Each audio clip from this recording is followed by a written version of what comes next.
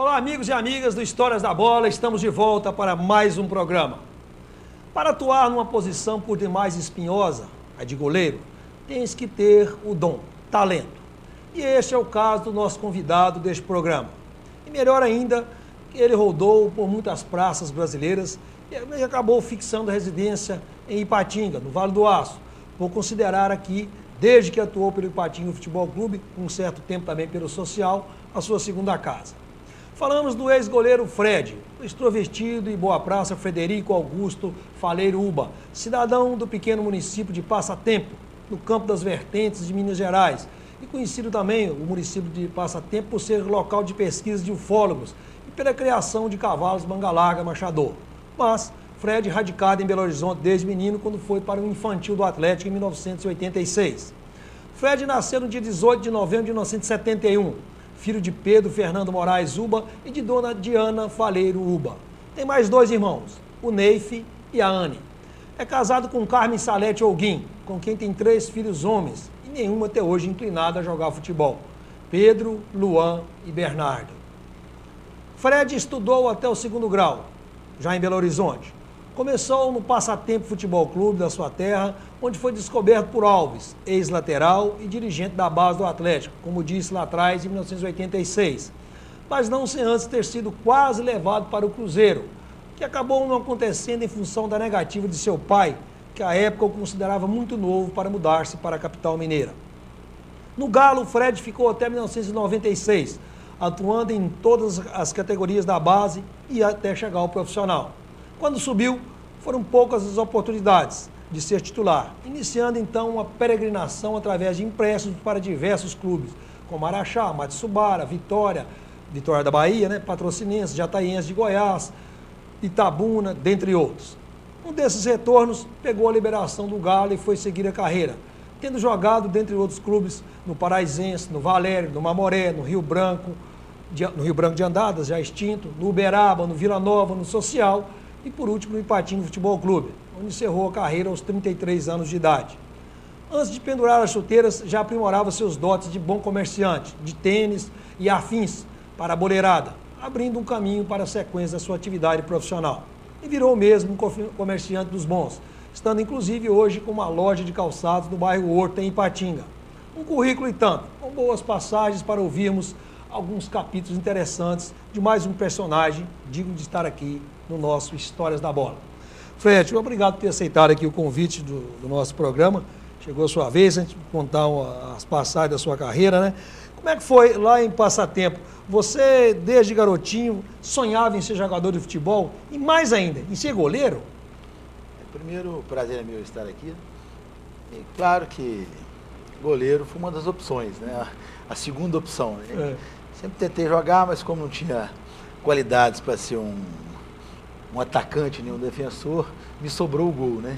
Aonde fui me aprimorando e ganhei gosto, né, de jogar no gol, apanhei gosto, vamos dizer assim, por estar iniciando no gol, e a partir daí, com o incentivo de meu pai e família, né, por ver que eu tinha altura, tinha um certo dom, e dei continuidade, comecei a treinar, mesmo lá na minha infância, sempre gostava de treinar, treinava à parte, treinava sozinho.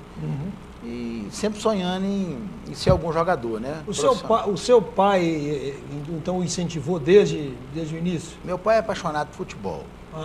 Jogava... O seu pai, atleticano ou cruzeirense? Botafoguense. Botafoguense? Botafoguense. Gostava, era jogador amador lá, mas tinha uma certa qualidade, né? Seu pai jogava de qual posição? Jogava meio campo. Meio campinho. Ele tinha uma certa qualidade. Tinha uma certa qualidade que não aconteceu comigo. Né? E o seu irmão, o Ney? Não, ele nunca jogou, não. Lá em minha casa, na minha família, para te falar muita verdade, só eu, meu pai e eu. O restante de primos, tios... Muito curioso e pouca qualidade. Pouca qualidade, com certeza. Aí iniciei a carreira, iniciei jogando na minha terra, igual eu te disse, treinava bastante, dedicava, e me veio o convite, né, de jogar no Atlético na época, de fazer um teste pelo Atlético na época. Foi onde eu comecei essa trajetória no futebol. Você foi levado até para fazer um período de teste, então, não foi já? Eu fui levado vamos dizer assim, praticamente indicado, mas na época não fiz aquele peneirão, né? Eu já fui indicado pelo Alves para me ficar 15 dias na Vila. Mas logo com uma semana já me inscreveram e tudo, naquela época, vamos dizer assim, não tinha essas peneiras, esse pessoal que olha nos campos fora, né? Você fazia o teste mesmo na Vila, né? Eu fiquei com uma semana, ele já me inscreveu e... O menino de Passatempo, a cidadezinha pequena, saiu de casa com 14 para 15 anos de idade. Não bateu uma vontade de voltar, uma saudade, ou você estava realizando o seu sonho de criança, aquilo ali nunca te... Eu acho que isso, eu sempre comento quando eu falo com algum pai de algum jogador hoje, tudo, a gente sempre dá um conselho, igual acontece com vários, né? Que eu acho que o futebol, esse início do futebol, eu acho que acontece praticamente com todos os atletas, com todos os garotos. Você tem aquela vontade de voltar para casa, né? Você começa a achar ruim, as acomodações não são boas. Por isso é que eu sempre digo, no futebol, se você for pegar, vamos dizer assim, olhar bem a fundo, a maioria de jogadores que chegam profissional, que se tornam jogadores profissionais, a maioria deles, se você pegar uns 90%, são pessoas que geralmente necessitam mesmo, assim, não que são pobres, mas que necessitam. Geralmente o atleta, garoto, quando ele tem uma condição muito boa em casa, alguma coisa, ele não sujeita a essas situações. Ele engata a ré e volta para casa. Isso, com certeza, é onde você começou a falar. Eu me deu várias vontades de voltar, não é essa dúvida. Mas eu tinha uma vantagem que a minha terra é perto de Belo Horizonte, né? Meu pai sempre teve uma condição razoável, então eu sempre estava indo em casa, toda semana acabava o jogo, eu ia. E eu também tive a oportunidade, que muitas vezes não tem, de não morar em concentração, que eu acho que é uma coisa que o jogador ele incomoda muito e ele não aguenta, porque ele mora com 2, 3, que são pessoas que cada um tem um estilo de vida, muitos diferentes, muitas origens, totalmente diferente. Você convive com um mineiro, com um nordestino, com um paulista, então aquilo pode entrar em algum atrito, alguma coisa assim. E uma das coisas que me ajudou também foi isso, porque eu morava fora de concentração, então ficava mais fácil. Mas... E com isso, você sendo goleiro, boa pinta, morando fora de concentração, não tinha uma certa... O choque com o grupo, não tinha certa discriminação do grupo, não? Passei muito por isso, não vou te esconder não, sabe? Passei muito por isso. Tanto até no profissional também, sabe? Você sempre tinha, e por ser goleiro, justamente porque o goleiro, ele é muito à parte do grupo, né? O goleiro, ele treina separado, tudo, isso, o uniforme é diferente. Até as conversas são diferentes. A resenha do goleiro é diferente. O goleiro costuma ser um pouco diferente. Então, teve esse lado também. Então, passei por algumas coisas, mas sempre tive um jogo de cintura bacana e consegui driblar tudo isso. Mas passei por momentos de dificuldade. Alguns clubes que eu passei, vamos dizer assim, aquela certa panela sempre te tentava... de alguma forma te atrapalhar, né? Mas você com um jogo de cintura, com uma política boa, graças a Deus sempre me dei bem, nunca tive problema com ninguém na minha carreira. Quando você se profissionalizou, começou as andanças como goleiro, você se considerou um goleiro médio, bom? Como é que você depois fez a sua autoanálise, a sua autodefinição, vamos dizer assim? Porque a competitividade é enorme, o goleiro é uma posição que só consegue jogar talvez um campeonato inteiro. Quer dizer, é uma série de situações de peculiaridades do goleiro. Como é que você, no fim das contas, se considerou em termos de qualidade de goleiro? Valdeci, fazendo minha autocrítica, eu era um goleiro muito arrojado, um goleiro muito bom. Tanto que eu profissionalizei no Atlético, eu ainda estava com a idade de júnior, sabe? Aí peguei uma barreira, que era o João Leite na época, e uns outros empecilhos, alguma coisa assim, que me atrapalhou um pouco de jogar. E também tem uma certa culpa pro meu lado também, porque eu era muito profissional dentro de campo, treinava muito, mas tive algumas falhas fora que me atrapalharam também, sabe, ao longo da minha carreira. As famosas fugidinhas. Com certeza, Porque não tem um goleiro que não tem uma história de... Não resta dúvida. À noite, né? Diz que o goleiro gosta muito da noite. Isso é normal. Sempre fui profissional, gostei muito de treinar, mas À noite era uma criança? Não, nem sempre, mas alguma coisa que eu poderia ter me dedicado mais também, não resta dúvida. Mas tinha alguma outra coisa, alguma política de futebol, alguma coisa que pode ter me atrapalhado. Mas eu sempre fui um goleiro muito arrojado, com a força física muito boa e, vamos dizer assim, colocando a minha autocrítica, fui um goleiro bom. Lá no Atlético, quem foi a sua escola, vamos dizer assim? O João Leite teria sido a sua principal referência? Quando eu cheguei no Atlético, o João Leite tinha saído do Atlético. Ele tinha saído do Atlético. Ele foi para Portugal na época. Ele foi Vitória de Setúbal, só. Isso mesmo. Aí tinha o Carlos. O Carlos era aquele que jogou na seleção, que disputou a Copa de 86. Era um goleiro que você via treinar e tinha uma qualidade assim monstruosa, sabe? Um goleiro bem diferenciado dos que eu vi jogar. Alguns dos que eu vi jogar, muito bom. Então, foi um goleiro que se viu de referência. Né? Se olhava o profissionalismo dele também, que era um goleiro já na época, já de idade, com passagem por seleção, por Copa do Mundo, e que tinha uma dedicação muito grande. Então, um goleiro que eu vi treinar, vi de perto, que eu gostava muito. Após isso, foi o João Leite, mas com uma técnica mais, vamos dizer assim, uma técnica mais não tão apurada quanto, sabe? Um goleiro muito bom, um goleiraço, mas com a técnica um pouco... Hoje os goleiros são...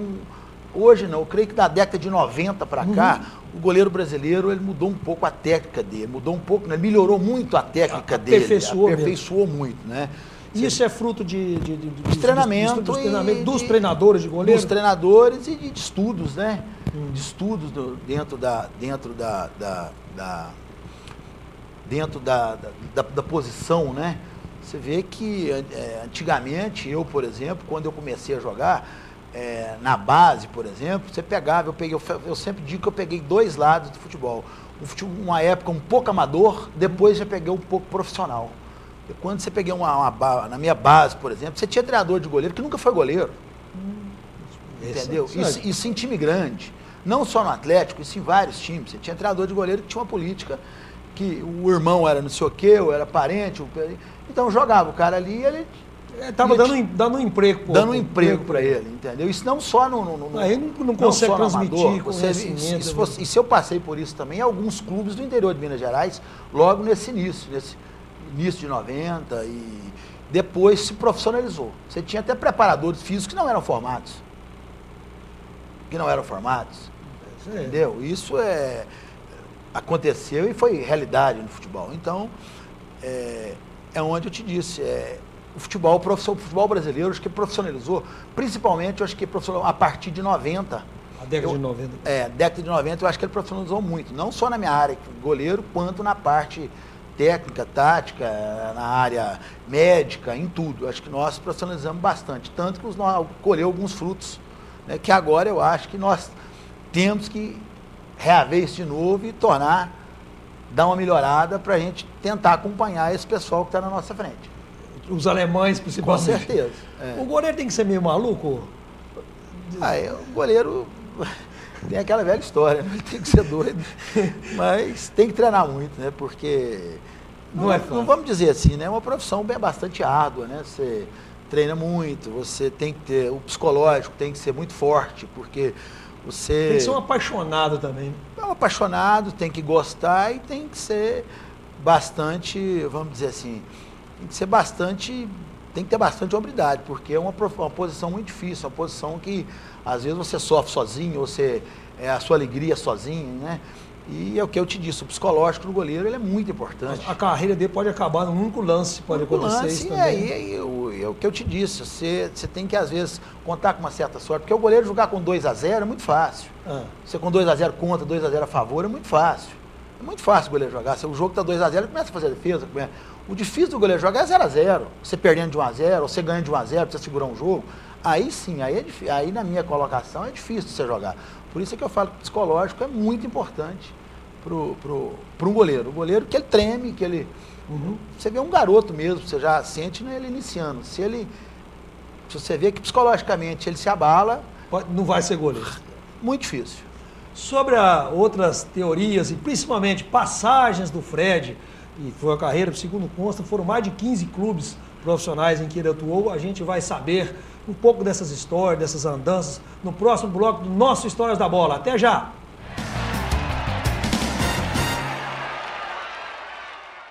A Clinap dispõe de um amplo mix de produtos, equipamentos e acessórios para limpeza.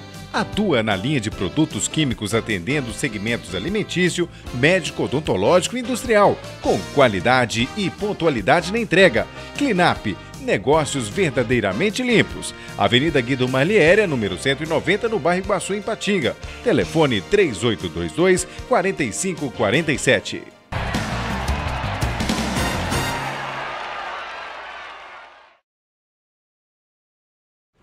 Olá, seguindo com Histórias da Bola, que hoje traz o ex-goleiro Fred. O Fred que encerrou a sua carreira no Ipatinga Futebol Clube com 33 anos de idade, depois de ter passado por mais uma dezena de clubes e tendo iniciado no Clube Atlético Mineiro. E curiosidade, depois que parou de jogar, não atuou no futebol amador do Vale do Aço. Eu gostaria, a gente vai procurar saber por que, Fred, você, um bem relacionado, sempre esteve ligado ao mundo do futebol, e não quis jogar, não houve convite para atuar no futebol amador do Vale do Aço, que é competitivo, sobretudo de Ipatinga? Eu acho que tive vários convites, tem vários amigos, né, que jogam, e vários amigos que dirigem o futebol amador aqui do Vale do Aço, tem, inclusive o Sogessi, que é um grande amigo meu, já me convidou várias vezes, mas quando parei, eu acho que o goleiro, o jogador profissional, você acostuma a jogar, você preparado, você consegue jogar preparado. Então, quando jogava profissional, você estava preparado, então você conseguia fazer bons jogos e tudo. E a partir do que você para, eu acho que o jogador amador, ele consegue, isso do meu ponto de vista, ele está sempre acostumado a jogar naquele patamar, com aquela condição física. Então, para ele, aquilo é normal. O profissional, principalmente o goleiro, você trabalha muito reflexo, muita coisa. E quando você está treinado, é fácil de você jogar. E quando você não está treinado, eu acho que você pode deixar de desejar. Foi meu caso. Eu acho que depois que parei, eu creio que se eu fosse atuar, pela minha autocrítica, eu não ia atuar, não ia fazer o meu melhor. Então, no dia que se tomasse um gol defensável, ia começar... Eu não ia aceitar aquilo, não ia aceitar aquilo, porque é o que eu te disse, o jogador amador, ele costuma jogar naquele patamar, naquele nível, então para ele tudo é normal. O profissional não, ele costuma jogar preparado. Quando você está sem condição física, você cai mesmo, não tem como. Você se iguala, entendeu? Você se iguala ao jogador normal, vamos dizer assim. Então foi uma das minhas colocações, e que eu achava que para mim jogar, e ser um jogador, jogar amador e não poder ajudar, não poder render muito do que eu poderia render treinando, eu acho que... Você seria apenas mais um? Mais um, não resta dúvida. Não me fazia diferença alguma, entendeu? E também por ter vivido no futebol o tempo todo concentrado, finais de semana. Se eu fizesse um compromisso com alguém, eu ia cumprir o compromisso, entendeu? Eu teria um jogo no domingo, chegava sábado, eu ia ter que alimentar de uma forma para me jogar, eu ia ter que me cuidar para me jogar. E isso eu fiz a minha carreira toda. Então eu chego o meu sábado, meu domingo, que é uma folga que eu tenho, quero fazer meu churrasco, ou estar com meus meninos, ou estar no clube, jogar uma peladinha no clube, sem compromisso. Então, justamente por isso que eu nunca quis jogar amador, nunca tive vontade de jogar, não por... muito embora no seu comércio, da sua atividade comercial, que sempre iniciou-se paralela e hoje sua atividade principal, sempre foi muito ligada ao pessoal do futebol, sobretudo do amador, né? Com certeza, eles me compram muito, eu sei, o que eu te disse, tem vários amigos. O goleiro é consumidor, o goleiro é bom consumidor, né? Ótimo consumidor, ótimo consumidor, o que eu te disse, eu tenho vários amigos, vários parceiros que jogam futebol amador, que sempre me convidaram, hoje não dá mais, que eu já estou... Depois dos 40 já fica mais difícil, né? Mas na época dava para jogar. Mas uma das coisas foi justamente isso também, é o compromisso que eu não queria fazer ele, entendeu? Que se eu fizesse o compromisso, eu ia ter que cumprir. Então eu não queria mais compromisso de passar um final de semana dentro do campo. qual foi na carreira do Fred, nas suas andanças? Você contabilizou quantos clubes? 18? 18. 18, você me disse antes do programa, 18 clubes. Qual foi você consegue lembrar qual foi o principal jogo da sua carreira, ou um dos principais da sua carreira? Aquele dia, hoje valeu a pena todo o esforço de ser goleiro. Papai estava certo. Foram vários, né? Vários tipos de satisfação, vamos dizer assim, né? Que teve ao longo da carreira. Vários jogos que cada um, às vezes, tinha alguma forma alguma forma bacana, né? Que você fez, tanto você individualmente quanto coletivamente, né? Tem um jogo muito bacana que eu fiz, que foi um jogo, eu estava disputando no Campeonato Mineiro pelo Araxá. Isso foi em 1993. Esse jogo foi Cruzeiro e Araxá, lá em Araxá. Esse jogo ficou 0-0, eu fui assim, o personagem principal do jogo. Foi um dia que tudo deu certo, as coisas fluiu bastante. E lembro que teve um lance até interessante, foi o penúltimo lance do primeiro tempo. O goiadeiro bateu uma falta, eu fui tirar ela, bati a cabeça na trave. Aí tive um corte na cabeça, na época deu 14 pontos, no intervalo eu ainda consegui voltar para jogar, entendeu? Tomei os pontos no intervalo, voltei para jogar, e tanto que o pessoal pedindo para acabar o jogo, porque eu ainda estava meio grogue assim que bati a cabeça, voltei para jogar e consegui ser o personagem do jogo. Foi um jogo bastante bacana, inesquecível, né? Vamos dizer assim. E outros também que fez parte da carreira, né? Aqui no Ipatinga mesmo, quando nós conseguimos acesso para a primeira divisão na época, né? Que foi aquele segundo time do Ipatinga, que foi aqui contra o Tupi de Juiz de Fora. O jogo dos 2 pênaltis, né? Isso, que teve uma passagem também bastante interessante, porque a gente precisava de ganhar o jogo. E teve um pênalti, que na época, um jogador que jogava com a gente é o Valber. Que era do Democrata. Ele era o batedor oficial do time. Vai e erra o pênalti. Aí ele foi e errou o pênalti. Aí logo em seguida teve o outro pênalti. Ele pegou a bola para bater e não esqueço disso. Eu cheguei, saí do gol, fui lá e tomei a bola dele. Você saiu lá do gol. Saí do gol e tomei a bola. Você não vai bater o pênalti. Agora não. Falei pro Vantuil, que era o treinador, falei, senão ele falou, vou bater. Se eu falei, senão vai bater o pênalti. Porque eu era goleiro. Depois nós até jogamos junto em outros clubes, jogamos junto no Rio Branco, ele até me concordou comigo, falou comigo, Fred, você me salvou. Porque o goleiro do Tupi era o Zé Luiz. O Zé Luiz era um goleiro experiente. Pra caramba. E isso tinha acontecido comigo uma vez no Atlético, em 94, o Renato Gaúcho errou 2 pênaltis em seguida. Geralmente o batedor, quando ele, não é regra, mas 90%, quando ele erra um pênalti, ele vai bater o segundo, ele sempre repete o mesmo canto. Repete. Ele sempre repete o goleiro já pula no mesmo. Ele já pula no mesmo canto. E nesse dia, isso tinha acontecido na época, já tinha acontecido na minha carreira, há anos atrás, que foi esse do Renato Gaúcho. Você recapitular aí, você vai ver, foi contra o Remo, no Mineirão. Sabe, ele errou um pênalti, depois foi bater o segundo e tornou a errar. Sabe? Aqui te veio a cabeça naquele momento do Ipatinga aqui no jogo. Que me veio na cabeça, E na época também tinha, aquele Palermo também tinha errado. Na época me veio, eu fui e falei, o Vantuil não vai bater o pênalti. O Vantuil, não, pode ir lá. Aí tomei a bola, ele ficou bravo, mas dei a bola pro Maurício. Maurício bateu e fez. E justamente depois, ele conversando com ele, e o Zé Luiz pulou no canto que ele tinha errado.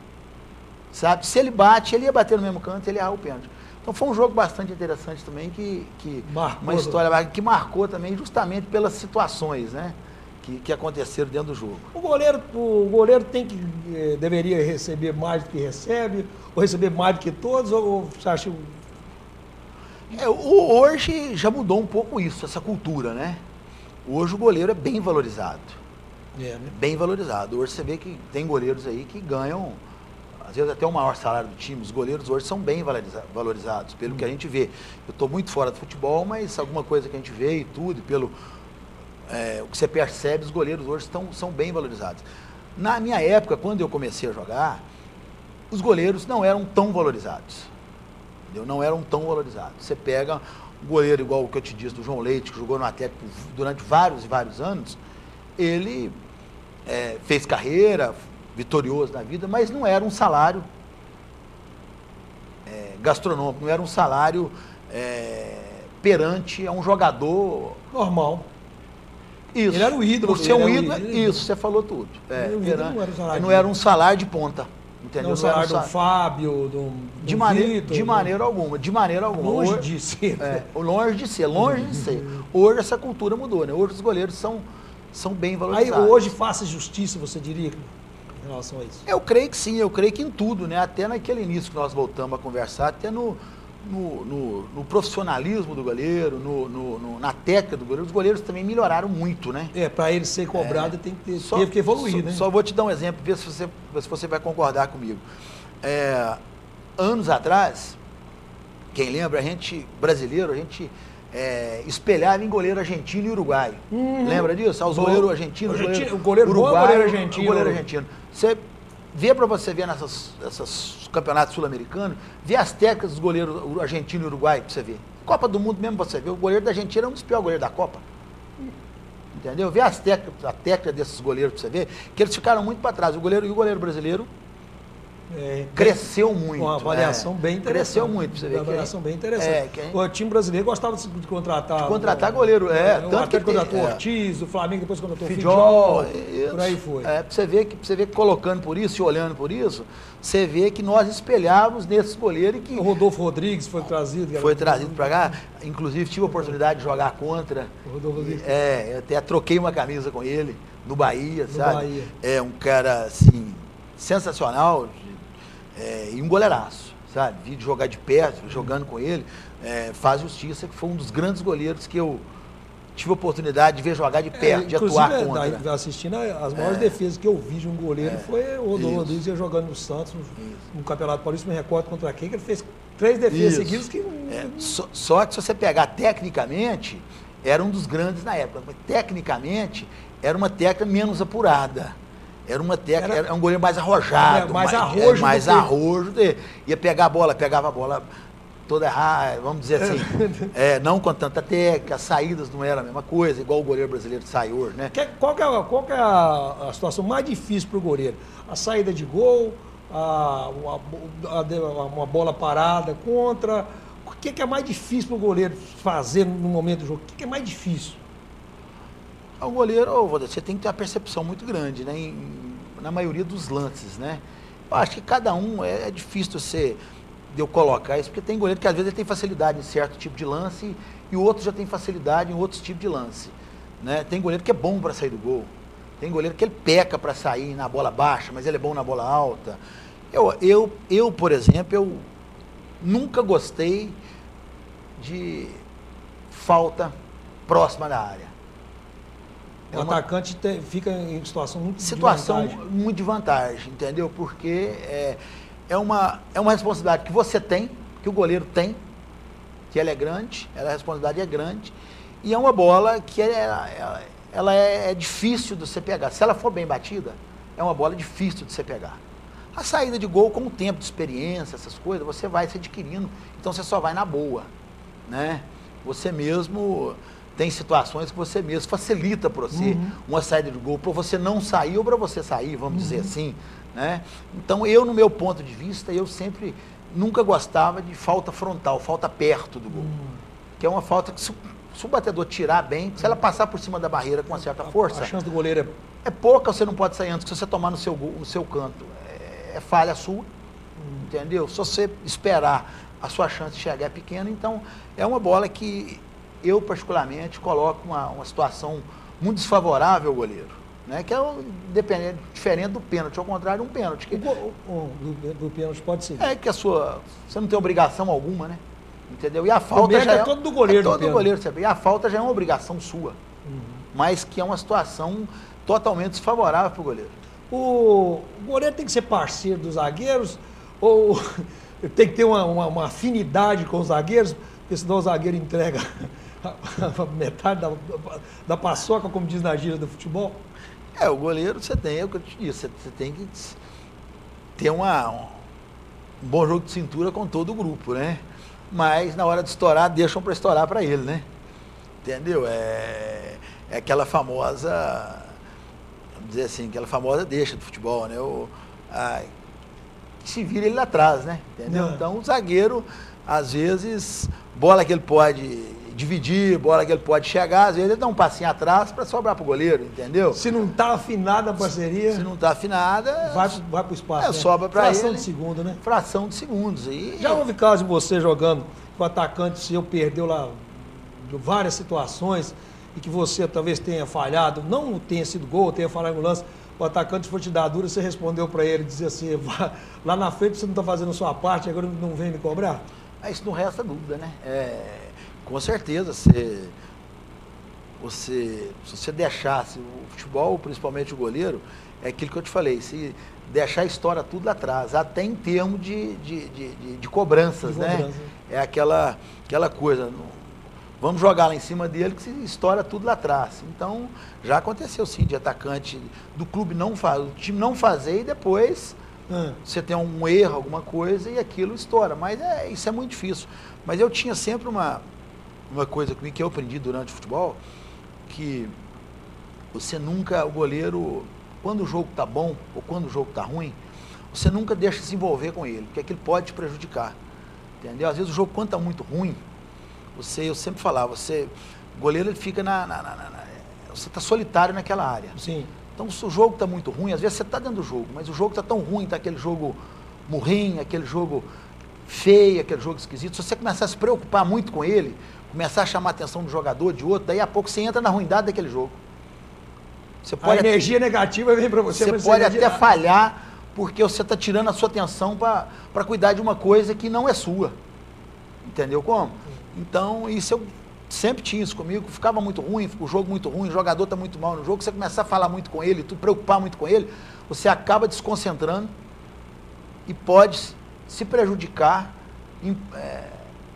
por estar entrando num meio que não é seu. Então, no momento errado, né? Momento errado. O goleiro, ele recebe mais instruções, ele tem mais confiança no treinador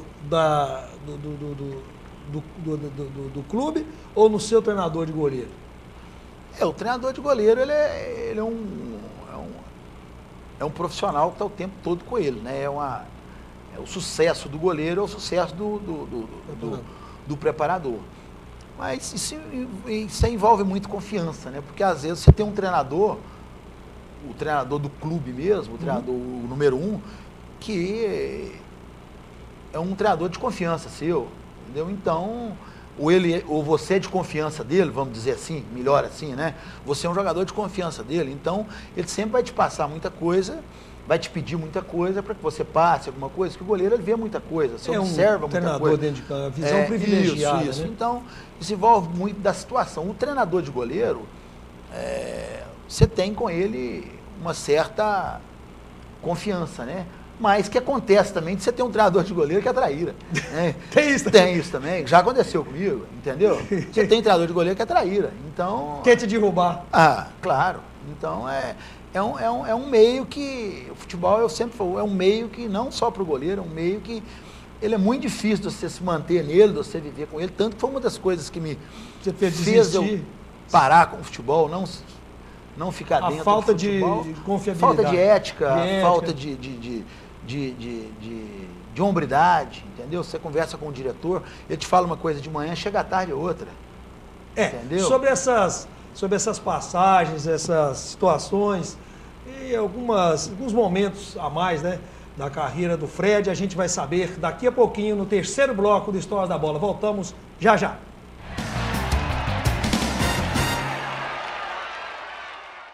Se você não quer ter dor de cabeça na hora de fazer os seus serviços gráficos, procure a Gráfica Arte Publish. Moderno parque gráfico com profissionais atualizados, prontos para atender com rapidez, a cortesia e a pontualidade que o mercado exige. Gráfica Arte Publish, sinônimo de qualidade em serviços gráficos. Atendimento em sede própria, com assessoria jornalística, fotolito eletrônico e criação de peças publicitárias. Gráfica Arte Publish, mais que impressão, impressiona.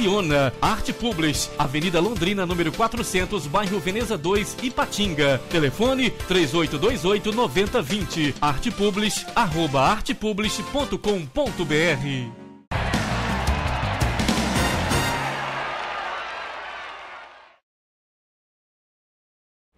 De volta com Histórias da Bola, que nesse terceiro bloco continuará conversando com o goleiro Fred. O Fred, criado na base do Atlético, lá ficou 10 anos, e depois andou por outros 17 clubes do futebol brasileiro, de Goiás, do Paraná, do interior de Minas Gerais, da Bahia, enfim. Desses clubes, Fred, qual Deus dá saudade hoje de você ter jogado nele? Eu acho que todos têm uma passagem benéfica, né? Todos foram clubes que me acolheram bem, a gente sente saudade, né, do pessoal, das amizades que você fez, da convivência, né, dos jogos, né? Um clube que eu gostei muito de atuar foi a Jataiense de Goiás. Na época, é uma cidade no sudoeste goiano, a cidade daquele... na época era então o governador Maguito Vilela. O Maguito Vilela. Maguito Vilela, quando eu fui, ele fez um time lá, não ele, o pessoal de Jataí, né? Ele tinha todo o apoio e tudo. Eles fizeram um campeonato, mas fizeram um time muito bacana lá, um time bom. E foi um clube do interior alguns do interior, né, que eu joguei, que tinham uma mentalidade bastante profissional. Que tudo funcionava, tudo andava, vamos dizer assim, né? Foi um clube que eu sempre faço questão de elogiar pela receptividade do jogador, pela condição que dava ao jogador. E da mesma forma, não porque a gente é daqui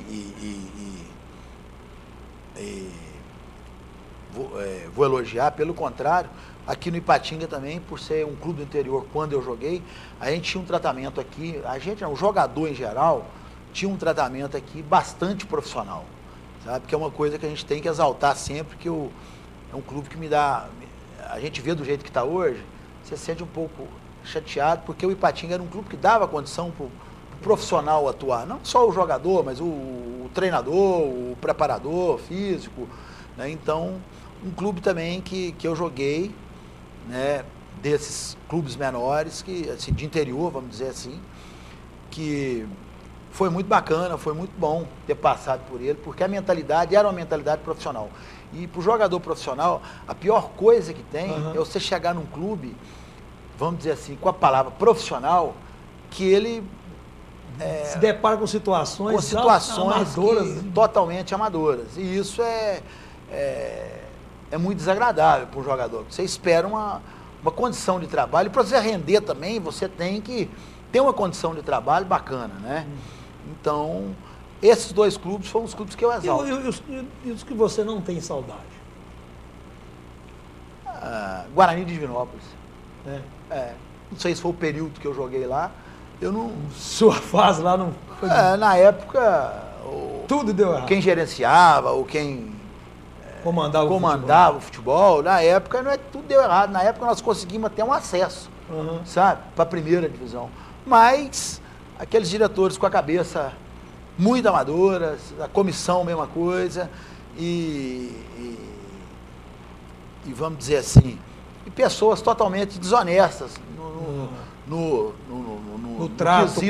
quesito cumprimento de combinado, de compromisso, vamos falar no financeiro. Isso mesmo. Né? Porque não só o jogador, mas quem está ali, que é o profissional, ele trabalha, ele está trabalhando, ele depende daquilo para sobreviver. Então é um roupeiro, é um massagista.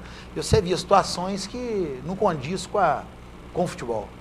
Você conviveu com N jogadores, teve muitas passagens, os bastidores do futebol, você obviamente conviveu com ele. Quais alguns jogadores os chamados mais malucos com os quais você já conviveu, que tem alguma história que possa ser contada, possa ser publicada? Você passa por N situações, né? N jogadores que o meio do futebol sempre tem alguns artistas, vamos dizer assim. Exatamente, tem uns artistas da bola, né? Exato. Cada um de uma forma, mas não deixam de ser bacana, não deixam de ser um cara legal. Às vezes tem alguns que foram ruins até para eles mesmos, né? Até para eles mesmos. Principalmente, isso aí. São várias situações de jogadores que abandonavam a concentração, outros gastavam dinheiro assim... Você não conseguia entender aquilo, entendeu? Eu joguei com um jogador em Goiás, na época, ele Paulo César. O cara bacana, gente boa, jogadorzaço, baita do jogador, canhoto, sabe? E eu vi esse cara fazer uma coisa que, falei, não é possível, o cara ele não tem noção do dinheiro, não tem noção das coisas, parece que ele não conseguia. Nós almoçamos e morávamos no hotel, almoçamos, ele me chamou, Fred, eu tinha treino à tarde. Então, vamos dizer assim, almoçamos, assistimos ali o Globo Esporte, vamos dizer, saímos do hotel uma hora e pouquinho, e o treino era 3h30, 4 horas. Eu vi ele gastar, na época, isso tem quase 20 anos. Quase 20 anos. E ele ganhava bem, ele tinha um salário, ele tinha pegado uma luva boa, na época tinha luva, você pegava uma luva, né, para ir para o clube, ele tinha pegado uma parte da luva. Eu vi ele gastar na época, assim, no período de uma hora e pouquinho, numa cidade pequena que não tinha. Aí ele foi, trocou roda no carro, pôs 4 rodas no carro nova, colocou. Ele gastou na época assim, R$5.000 em um período de. Aí foi na boutique, comprou não sei quanto de roupa, não sei quantos CDs, sabe? Inimaginável. Imaginar. Hoje você é um maluco assim, você fala, bicho, você não vai guardar? Você não. Não, aquilo para ele. Só naquele momento. Só naquele momento, ele vivia aquele momento. Aí alguns outros jogadores também, né, que. Fazia algumas coisas que você falava impensável, né? Mas que... Por exemplo, Minas Gerais. Vários jogadores, né? O Agamenon, por exemplo, foi um jogador que eu joguei com ele, um jogador muito bacana, um cracaço de bola. Né? Salvo engano, foi o que mais campeonatos mineiros disputou até hoje, perto de 20 campeonatos mineiros. Eu sempre, era um amigão, assim, um grande amigo, convivi com ele no Atlético muito lá, depois no interior de Minas jogamos várias vezes. Porque nós estávamos na Espanha, ele gostava muito no chopp. Você estava fazendo excursão com o Atlético na Espanha, com o atleta na Espanha. Na Espanha. Com o atleta na Espanha. Aí nós tínhamos uniforme, uniforme de passeio, né, do Atlético, né? O agasalho e tudo, aquela coisa. Sei que saímos do hotel lá e tudo, ele não tinha levado grana, estava com pouca grana, ou bebeu a grana. Ou bebeu a grana antes, né? Ou bebeu a grana que ele estava com ela no bolso. Aí, a única palavra que ele aprendeu a falar foi cambiar. Sabe? Cambiar. Cambiar, que ele queria cambiar a camisa, o uniforme. Dele, ele cambiou, ele trocou, né? Aí ele virava para o espanhol, vamos cambiar a camisa de uniforme do Atlético no chopp. E conseguiu fazer isso, cara. Conseguiu fazer isso, é verídico. Chegou no hotel, ele só com o agasalho fechado, porque a camisa ele tinha trocado ela no chopp. Várias histórias que às vezes a gente não lembra assim de momento, né? Mas. O Toninho Pereira, você jogou com outro maluco também, Toninho Pereira. Joguei com Parceiro profissional, jogador de muito envolvimento e tal, mas todo tipo de história teve Toninho Pereira. Tem, todo tipo de história. E no nosso Histórias da Bola mesmo foram trazidas várias, inclusive do treinador dele, o Zé Anjo, que era fã do Toninho Pereira, mas é o primeiro com o qual ele brigava. Não, isso, com certeza. Em choque, né? Não, era um cara assim, que a personalidade dele, ela mudava tanto que o Toninho fora de campo é um cara completamente humano, completamente bacana, entendeu? Amigo de todo mundo. O Toninho fazia cada coisa assim que só a gente sabe. Por exemplo, ele ia daqui a Belo Horizonte, ele ia toda semana. Até hoje, às vezes eu passo nos restaurantes aí, indo para Belo Horizonte, o cara chega, cadê o sangue bom? O sangue bom era ele, né? Sumiu, porque o Toninho passava daqui a Belo Horizonte, as camisas eram pagas. Você comprava a camisa do Ipatinho, ele dava a camisa para esses caras. Dos restaurantes? Todos, até hoje eles falam, tem uma camisa que o sangue bom me deu. Ninguém sabe disso, e ele dava. Você vê que ele era um cara humano fora, mas dentro do campo a personalidade dele mudava muito, que ele brigava com o treinador, ele brigava com os colegas. Ele brigava com todo mundo, com o árbitro, brigava com... Não, mas jogava demais, né? Mas ele jogava muito, né? E ele tem uma frase interessante que ele falava que é cachimblema, você já viu falar isso? Essa do cachimblema, da cachaça. Jogador com cachimblema não joga. Ele falava de cachimblema não joga. Ele falava que jogador com cachimblema não joga. Isso era uma frase que ele criou isso. Não existe essa palavra. Que é uma figura que eu joguei, mas que era um dos craques, um dos maiores craques que eu vi jogar. Eu vi Toninho jogar, inclusive esses dois que eu citei, Toninho e Agamenon. Sim. Eu vi esses dois caras jogar novos, eles davam muita diferença. Inclusive tem uma história do Toninho que ele, não sei se você sabe disso, o Anderson aqui, o Anderson deve saber, o pessoal de Patinga, não sei se você sabe, o Toninho, o Atlético, quando ele brigou com o Barbatana, a gente era júnior. Barbatana era o técnico do Júnior do Atlético. Do Júnior do Atlético, isso. Aí o Barbatana estava no final de carreira, você arrumava um problema com um, com outro, aquela coisa. Tanto que na época ele foi até dispensado. Aí ele não queria o Toninho. O Atlético foi por Toninho ser um jogador muito bom, mandou ele para a Inter de Limeira. Foi emprestado pela Inter de Limeira. E o Raí estava no auge. Pouca gente sabe disso. E aconteceu, o Raí estava no auge. O pessoal do Barcelona veio para ver o Raí jogar. Tem um jogo que a Inter meteu 4 no São Paulo. Sabe? Inter de Limeira e São Paulo. A Inter, ele veio para ver o pessoal do Barcelona veio para ver o Raí jogar e o Toninho arrebentou com o jogo e quiser levar o Toninho Pereira. E acertaram tudo com o Toninho Pereira na época. Tanto que o Toninho chegou no Atlético na época, acertaram tudo, chegou despedindo da gente. Ele voltou da Índia, disse que eu estou indo para Barcelona, até roupa o empresário comprou para ele. De último caso lá, eles não acertaram as finanças lá, o empresário, com não sei o que lá, e o Toninho teve essa decepção. Você vê que era um baita de um... A porta literalmente da esperança se abriu e fechou. Um baita de um jogador. Inclusive, você está falando de mais uma história deles, esses dois jogadores, nós fomos jogar no Espírito Santo, lá em Aracruz uma vez, e o jogo, ele era tão problemático, o Agamenon era um jogador craque, mas escalado. O Toninho, mas ele criava um caso, um problema. E o jogo... Você estava jogando Jogando lá contra o Aracruz. Pelo Atlético. Pelo Atlético. Jogando lá. Foi uma barca lá, um amistoso lá que fizeram, aí fomos jogar lá. Aí, um jogo de festa na época, uma coisa. Aí os dois acabaram com o jogo. Eles estavam acabando com o jogo, mas nós estávamos perdendo o jogo de 1-0. Mas aí começaram a acabar com o jogo e o Toninho mexendo com os caras dentro do campo, provocando com um, com o outro. Sei que no final do jogo lá, o Toninho Pereira foi no fundo, meteu uma bola para trás, o Agamenon, caixa, empatou o jogo, cara. E a torcida estava implicada com o juiz, foi uma coisa assim, um jogo de taça, isso há muitos anos, nós éramos novos. Rapaz, acabou o jogo, o juiz apitou o jogo, a arquibancada, o Alambrado fez assim, ó.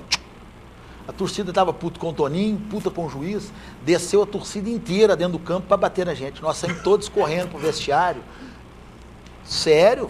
Saímos todos correndo pro vestiário, correndo, tomando chute aqui e ali, e conseguimos entrar no vestiário. Deus ajudou que entrando. Não, e foi até pior, porque aí o que eles fizeram? No vestiário, um estádio pequeno, um campo pequeno, a torcida, como não tinha entrado, a polícia chegou e tudo, eles subiram em cima do teto do vestiário, da laje do vestiário, e começaram a pular para ver se aquilo... se caiu, desabava o teto. Se caía. Foi um negócio, foi feio, eu tô te falando uma coisa. Foi feio, tanto que eles viraram no dia o carro do juiz. O juiz era um policial federal na época, estava pitando, sei que teve um maior problema. Eles viraram o carro do juiz para... Mas um dos causadores do problema... Toninho Pereira. Foi ele... A provocação dele. Foi ele que causou. Valeu a pena ser jogador de futebol profissional, mesmo não tendo ganhado dinheiro? O dinheiro que se sonhava, né? Obviamente. Com certeza, acho que eu só tenho a agradecer a Deus, né?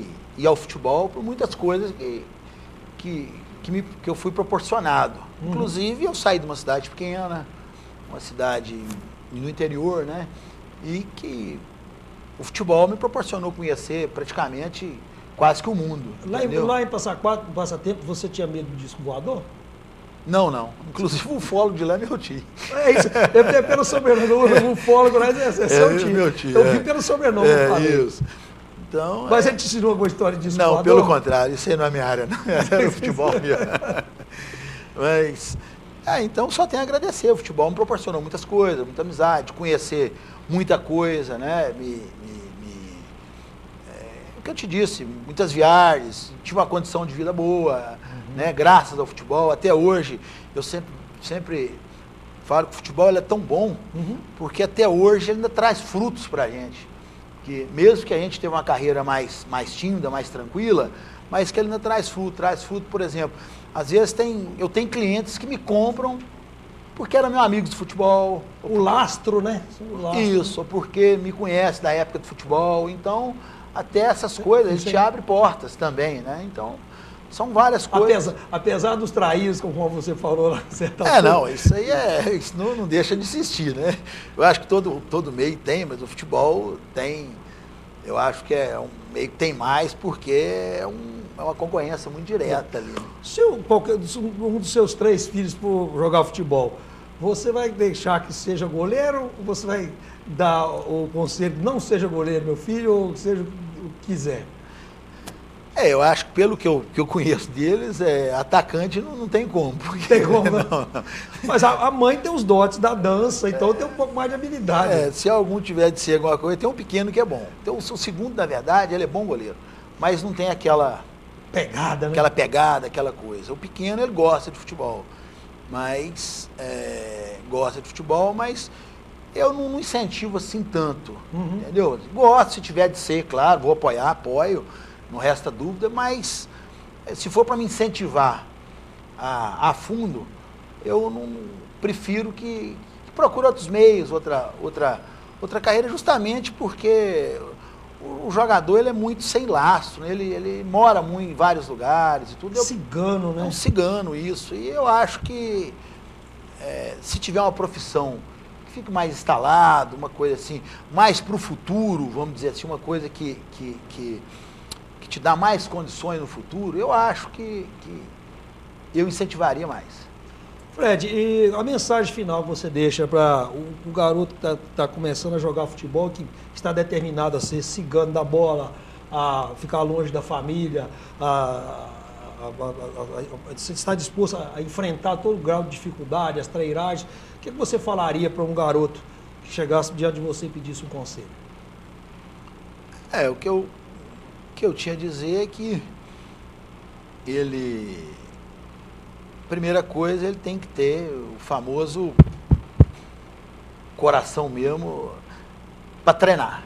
Ele tem que, antes de mais nada, ele tem que ser um cara que passa por cima pelos outros, vamos dizer assim, na gíria, né? Treinar mais do que os outros. Porque hoje o futebol é muito competitivo. Se ele for um mais ou menos, o outro pode ser inferior tecnicamente, mas que vai superá-lo, né? Vai superá-lo. Eu acho que, primeiramente, ele tem que focar e treiná-lo. Treinar, mas treinar mesmo.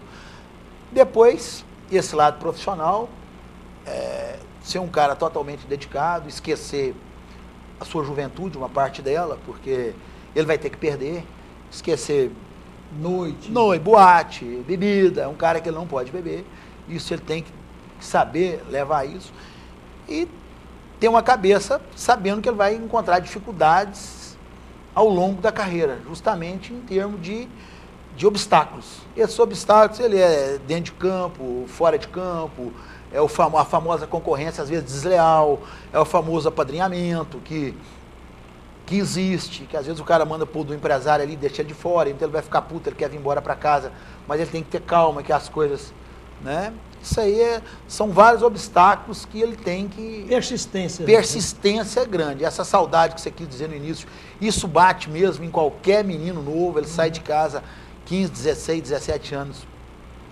ele sai porque ele tem tudo em casa, às vezes ele vai morar numa concentração que não é fácil, ele vai pegar uns caras que às vezes não são tão profissionais, que vão falar com ele de uma forma que... Às vezes tentando... entendeu? Ele tem que passar por cima daquilo, é o que eu te falei, é superar vários obstáculos, aguentar, vamos dizer assim, porque sem isso é difícil. Fred, muito obrigado por ter aceitado o convite de Histórias da Bola, fico muito feliz. Nos brindou, com certeza, com um ótimo programa. Conteúdo, né? Você tem conteúdo e isso é bom. E sucesso na sequência da sua vida profissional, como um ótimo comerciante que você porque comunicativo você e esse é um dos pré-requisitos de um bom comerciante.